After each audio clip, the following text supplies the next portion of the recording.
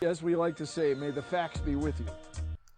Oh great, it's Bill Nye, the so-called science guy.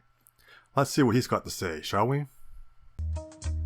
April 22nd is the April 22nd, is Earth the Day. march for science. It's quite unusual to have a whole bunch of people to march for facts. The thing that I am fascinated with is what we call cognitive dissonance. You have a worldview, you're confronted with evidence that conflicts with that worldview, so you can't handle the conflict, so you deny the evidence. And you deny the experts that provided the evidence.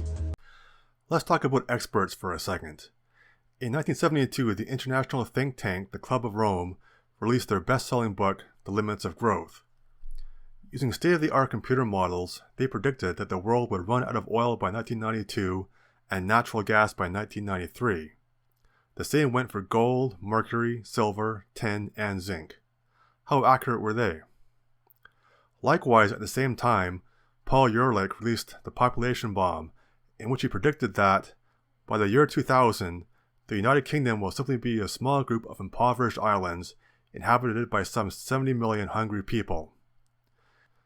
It seems that it pays to question experts from time to time, especially when what they say is apocalyptic in nature and goes against all common sense. By the way, are you still on a fat-free diet? You guys, there's enormous opportunities. We're here in Texas. Texas gets 10% of its electricity now from the wind. The state of Oklahoma gets 20%.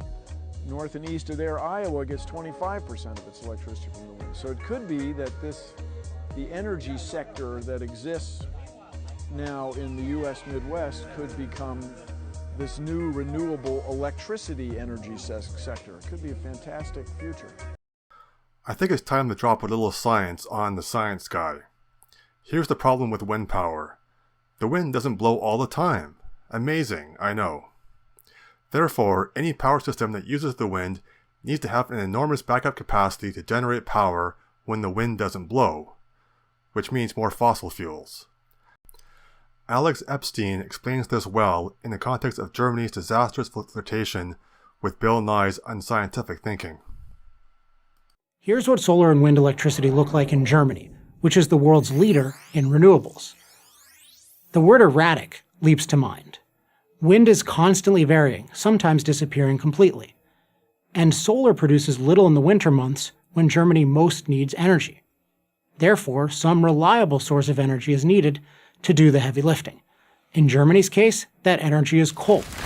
So, while Germany has spent tens of billions of dollars to subsidize solar panels and windmills, fossil fuel use in that nation has not decreased, it's increased, and less than 10% of their total energy is generated by solar and wind.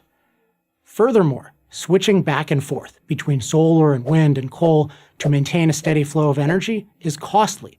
Utility bills for the average German have gone up so dramatically that energy poverty has become a popular term to describe those who cannot pay, or who can barely pay, their electricity bills. So, by following Bill Nye's dogma, Germany is sticking it to its citizens with an ever-escalating tab in order to cover the costs of an energy source which will never generate enough power. Doesn't it suck when reality crashes into your religious beliefs? Talk about cognitive dissonance. Let's go. Let's do it. Let's go. Try the solutionsproject.org. Just look at that. Civil engineers have done an analysis where they show you could power the developed world and developing world right now, renewably, if we just decided to do it. We could get 80% renewable in 15 years and 100% renewable in 30 years. We can do this. Let's go. Here's the problem, Bill. I think you're an environmental zealot who is full of shit. However, I'm willing to be proven wrong. Here's what you need to do. Why not get all of your climate alarmist buddies like Leonardo DiCaprio, if you can get him off his yacht, or Al Gore, if you can get him off his plane, and actually build a small, working community along the lines of what you're talking about. You could all live there using 100% green energy and be a model for the world.